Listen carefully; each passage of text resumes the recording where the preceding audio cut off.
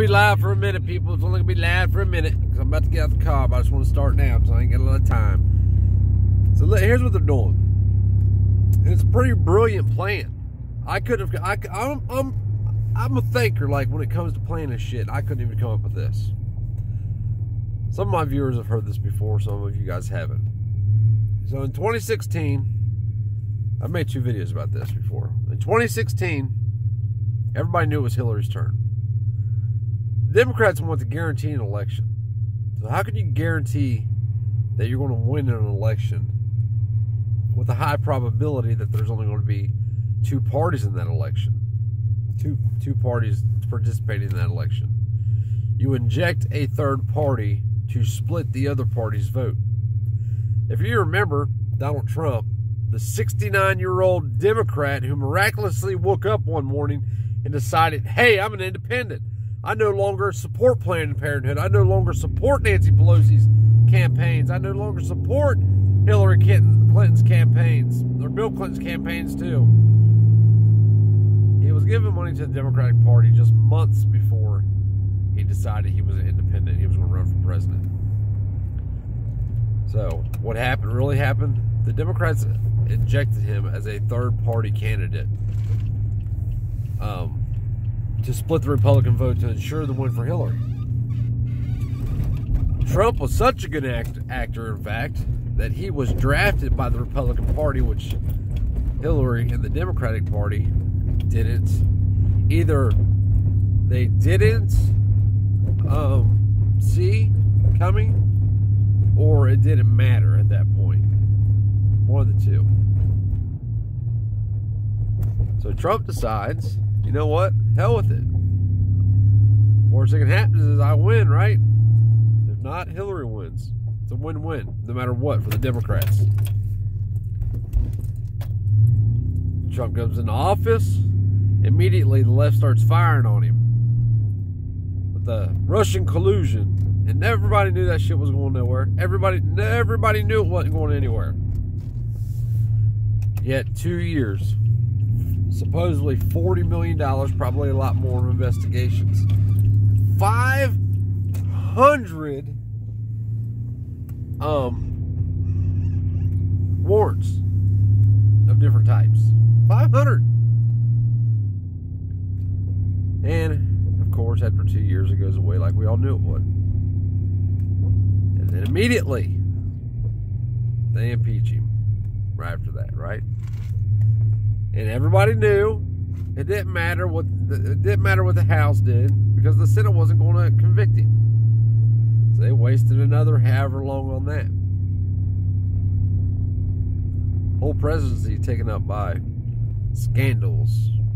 All the while, Trump standing on stage screaming, "This 8-year assault on the Second Amendment is over." Well, there really wasn't.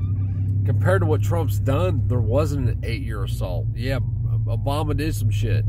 Obama signed the military surplus import ban. Yes, he did.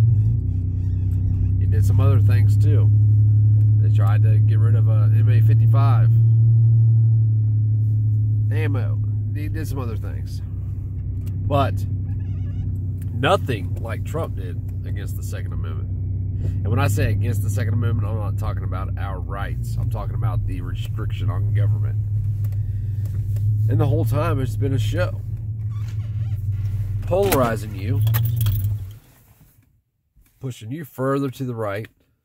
Pushing them further to the left.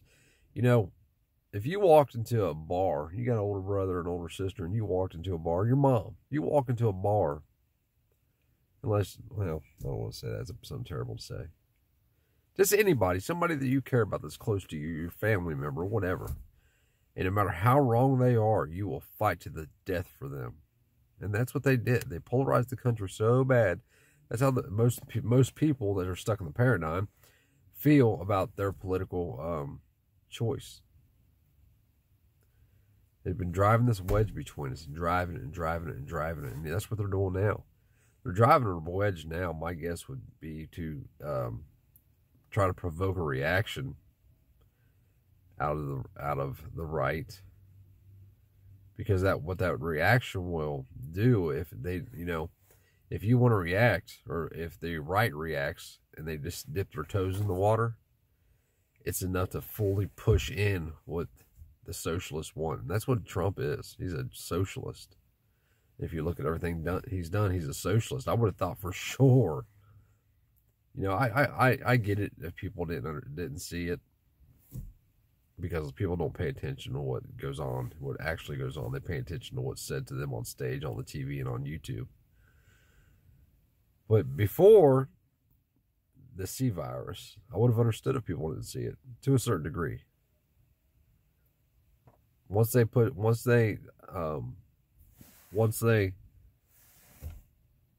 that Trump, I'm sorry, well, I was looking at me, she's waving me in. Once Trump signed the $6.2 trillion socialist bill, that's what it was, I would have thought everybody would have seen it. But they still don't see it.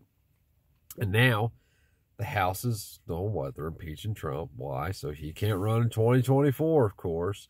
So not only did they take the process that supposedly just happened, now they're making it so you can't even vote for him in 2024, right? So is it real? Or are they just pushing the scam, pushing the play a little bit further to upset you a little more, to provoke a reaction from 80 million people? And they've added to it the FBI coming out and saying there's going to be an armed marches at every capital. There's going to be, you know, they play this off like it was a insurrection at the Capitol in D.C. last week. I mean, even conservative, supposedly conservative radio talk shows are calling it that. It's become a joke, people. The government, the political parties in this country have died. They have merged. You know, if you vote for the lesser, I said fur, I'm country, I know, I'm redneck.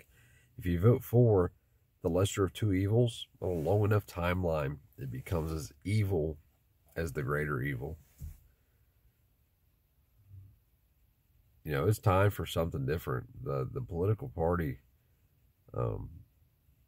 political parties are dangerous, especially when there's only two. And if you notice, you only have the option of two. Most people believe anyway, you only have the option, two options. You're either left or you're right. I get called a Trump tard and a libtard, usually on a daily basis. A lot of times in the same comments or threads or whatever. It's funny, because people don't know how to react to you when you're saying that Trump is a socialist. Now, if you say you love him or you hate him, they know how to react to you. But then if they don't know how to react to you, because everybody uses the same arguments, whether it's the left or the right. And what's really funny is being outside of that box and not being on either, not supporting either side. I see how they all default to the same things, especially if it's in a comment thread.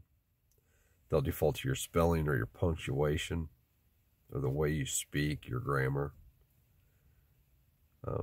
If you use proper English or not, those are all big things. It's funnier than shit. I get a kick out of it. What it really amazes me is when they will say something about you, and you know it's right there. All they got to do is tap, just tap, and it'll answer like 99% of what they say about you. And they're too lazy to tap. They're too lazy to tap a flag and hit view channel and scroll up and watch a few videos. The only time they normally do is when you make fun of them for not doing it first. But they are educated. You ask them what the 9th Amendment is, and they can't tell you, but they vote. You can't tell me what your restriction on your personal restriction is on government, but you think that your vote should matter? Ask what the Constitution is. Ask the next patriot what the Constitution is. You know what? I'll even dumb it down further. Ask the next conservative that you run into what conservative actually means.